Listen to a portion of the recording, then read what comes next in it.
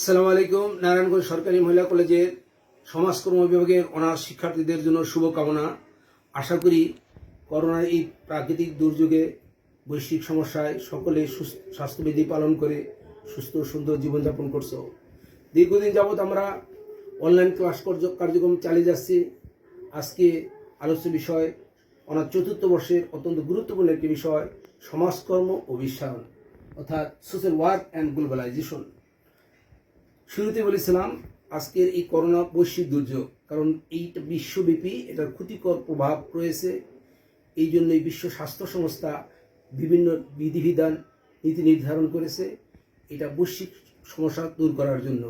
সুতরাং এটা সমাজকর্মের অত্যন্ত একটি গুরুত্ব বিষয়, যেহেতু সকল মানুষের কল্যাণের জন্য আমাদের প্রয়াস এই আজকের সমাজকর্মের বিষয়। এখন আমাদের জানা দরকার বিশ্বায়ন কি বা গ্লোবালাইজেশন কি। বিশ্বব্যাপী আজ এই বিষয়টি অত্যন্ত আলোচিত প্রত্যয়, আলোচনার বিশ্বব্যাপী আলোচিত হচ্ছে, কারণ এটার বহুমুখী প্রভাব রয়েছে। বিশ্বায়নটা সামাজিক, সাংস্কৃতিক, রাজনৈতিক এবং আন্তর্জাতিক পর্যায়ে অত্যন্ত গুরুত্বপূর্ণ বিষয়। আর্থিক বিষয়কে বিভিন্নভাবে আর্থিক প্রবাহকে বিশ্বব্যাপী ছড়িয়ে দেওয়ার প্রয়াসই এই বিশ্বায়নের প্রয়াস। 1960 সালে বিশ্বায়ন শব্দটি প্রথম আলোচিত হয়। পরবর্তীতে 1961 সালে গ্লোবালাইজেশন নামে বিশ্বব্যাপী ছড়িয়ে পড়ে। ব্রিটিশ ব্রডকাস্টিং কর্পোরেশন এবং ভয়েস অব আমেরিকা বিশ্বায়ন প্রত্যয়টিকে ব্যাপকভাবে ব্যবহার করা শুরু করে। এর কয়েকটি প্রতিশব্দ আছে গ্লোবালাইজেশনের: বৈশ্বিকরণ, গোলকীকরণ, ভুবনীকরণ, ভুবনায়ন, কেউ বলছে গ্লোবাল ভিলেজ। নানা নামে বিশ্বায়ন শব্দটি বিরাজমান। আমাদের প্রথমে ধারণা অর্জন করতে হবে বিশ্বায়ন কি। এ থেকে বলা হয় সাধারণত বিশ্বের সংকোচন ও পরস্পর নির্ভরশীলতা, অর্থাৎ সারা বিশ্বকে সংক্ষিপ্ত করে নিয়ে আসা, ব্যবসা বাণিজ্য, আন্তর্জাতিক, সাংস্কৃতিক সর্বত্র ছড়িয়ে দেওয়া। শুরু হয়েছিল অর্থ সম্পদের অবাধ প্রবাহ থেকে। সঙ্গত কারণেই কোনো বিষয় আলোচনা করতে হলে তোমাকে সেই বিষয় সম্পর্কে পরীক্ষার খাতায় একটি ধারণা দিতে হবে, একটি সাধারণ সংজ্ঞা দিতে হবে। অনেক বইতে অনেক সংজ্ঞা আছে, তার থেকে তোমার সবচেয়ে যেটা স্মরণ করতে পারো, উপলব্ধি করতে পারো, সেই সংজ্ঞাটি ইংরেজি কিংবা বাংলা ভাষায় তোমরা উপস্থাপন করবে। সাধারণত বলা হয় বিশ্বায়ন বলতে বিশ্বের জ্ঞান, বিজ্ঞান, প্রযুক্তি, সংস্কৃতি, অর্থনীতি ও পরিবেশের তাত্ত্বিক ও ব্যবহারিক দিক থেকে একই দিকে উত্তরণ হওয়াকে বোঝায়। অর্থাৎ এই বিশ্বব্যাপী যে জ্ঞান অর্জন করা হলো তা বিশ্বব্যাপী ছড়িয়ে দিয়ে উন্নয়নের দিকে ধাবিত হওয়ার প্রয়াস হচ্ছে বিশ্বায়ন। আন্তর্জাতিক পরিবেশ সম্মেলন কথা শুনেছ, এবং সমুদ্রের পরিবেশ, কারণ তুমি একা একা পরিবেশকে সংরক্ষণ করতে পারবে না, বিশ্বব্যাপী সকলেরই এখানে সহযোগিতার প্রয়োজন আছে। এবং বৃক্ষরোপণ, শিল্পায়নের পরে পরিবেশ দূষিত হচ্ছে। এই পরিবেশ দূষিতের জন্য শিল্পোন্নত দেশগুলো দায়ী। এই কিন্তু ক্ষতিকর প্রভাবটা এই অনুন্নত দেশে পড়ে থাকে। সুতরাং আমরা বলব যে পরিবেশ আন্দোলনের ক্ষেত্রে বিশ্বায়ন অত্যন্ত একটা গুরুত্বপূর্ণ বিষয়। শুরুতে বলেছিলাম যে অর্থ সম্পদের অবাধ প্রবাহ থেকে বিশ্বায়ন কথাটি বেশি আলোচিত হয়েছে, অর্থাৎ বাজার অর্থনীতি। যারা উৎপাদন করতে পারে, কোনো কোনো দেশ আছে জনসংখ্যা কম, তাদের আর্থিক সামর্থ্য বেশি, তারপরে শিল্প কলকারখানা গড়ে তোলার সামর্থ্য আছে, কিন্তু তাদের তেমন জনসংখ্যা নাই, উৎপাদিত সামগ্রী ব্যাপকভাবে বিস্তার করতে পারবে না। সুতরাং তারা চায় যেখানে বেশি কাঁচামাল আছে সেখানে উৎপাদন করে এটা বিশ্বব্যাপী বাজারজাত করে বেশি বেশি লাভবান হওয়ার জন্য।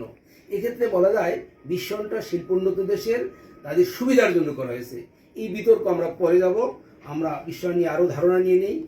বিশ্বায়ন সম্পর্কে বিভিন্ন ব্যক্তি, বিভিন্ন সমাজবিজ্ঞানী বিভিন্ন ধারণা পোষণ করেছেন, বিভিন্ন অর্থনীতিবিদ, পরিকল্পনাবিদরা ধারণা পোষণ করেছেন। এক্ষেত্রে একটি সংক্ষিপ্ত সংজ্ঞা আমরা বলবো। আমেরিকান সোশিওলজিক্যাল অ্যাসোসিয়েশন তারা বলছে বিশ্বায়ন হলো ঐতিহ্যগত বা প্রচলিত পদ্ধতিতে একটি নতুন পরিবেশ তৈরি করার প্রক্রিয়া এবং এর জন্য মুক্ত বিনিয়োগ বা মুক্ত বাজার ব্যবস্থা প্রচলনের বা উন্নয়নের ব্যবস্থা গ্রহণ করা।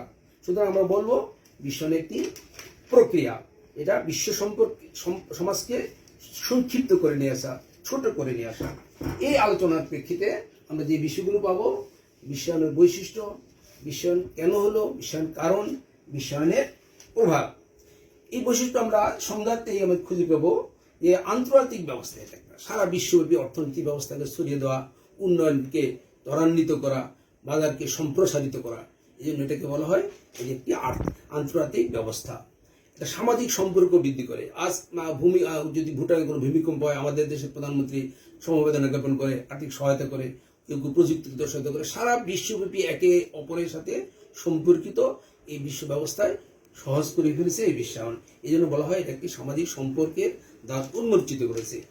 জ্ঞান, বিজ্ঞান, প্রযুক্তি ও সংস্কৃতির তাত্ত্বিক দিক যা আমরা জ্ঞান অর্জন করছি তাকে ব্যাপকভাবে বিশ্লেষণ করে সমগ্র বিশ্বে ছড়িয়ে দেওয়া, সুযোগ সুবিধা সকলকে ভোগ করার জন্য এই বিশ্বায়ন। আরেকটি বৈশিষ্ট্য আমরা পাবো দরিদ্র দেশের লোক সংস্কৃতি পরিবর্তন। হ্যাঁ, আমাদের যে প্রচলিত ধারণা, শিক্ষা, সংস্কৃতি আছে, বিশ্বায়নের প্রভাবে অন্য দেশের অবশ্যই নেতিবাচক প্রভাব সেখানে পড়ে। এই জন্য বলা হয় দরিদ্র দেশগুলোতে বিশ্বায়নের লোক সংস্কৃতির ব্যাপক পরিবর্তন করে, যা আমরা বাংলাদেশও গত এক দশকে দেখেছি। প্রযুক্তির অবাধ প্রবাহ। আজ কোনো দেশে কোনো একটি প্রযুক্তির আবিষ্কার হলো, তার ব্যবহার সারা বিশ্বব্যাপী যে কেউ করতে পারবে, সেটা ক্রয় করতে পারবে, যেহেতু তারা বিভিন্ন ব্যবসা প্রতিষ্ঠানের মধ্যে দিয়ে তা ছড়িয়ে দেবে তাদের উৎপাদিত সামগ্রীকে। সর্বোপরি আমরা বলবো বিশ্ব সভ্যতাকে ত্বরান্বিত করার জন্য বিশ্বায়ন একটি গুরুত্বপূর্ণ বিষয়। দেখো, আজ মার্কিন যুক্তরাষ্ট্রে যে বর্ণবাদ প্রথা নিয়ে ব্যাপক আন্দোলন হয়েছে, সারা বিশ্বব্যাপী ছড়িয়ে পড়েছে, এক্ষেত্রে কিন্তু আমরা বলবো এটা বিশ্বায়নের একটি প্রভাব, অর্থাৎ বিশ্বব্যাপী বিশ্ব সভ্যতাকে ত্বরান্বিত করেছে, মানুষ সচেতন হয়েছে। এক্ষেত্রে কেন বিশ্বায়ন হলো? বলা হচ্ছে বিশ্বায়নের কারণ।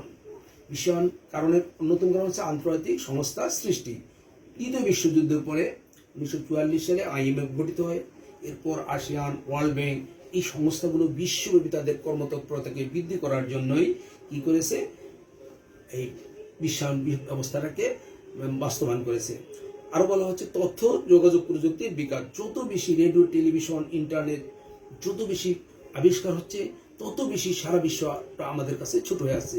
এই মুহূর্তে জাপানে একটা ঘটনা ঘটলো, মুহূর্তের মধ্যে সারা বিশ্ব জানতে পারবে, এবং এই জানার প্রতিযোগিতা হয়ে যাচ্ছে।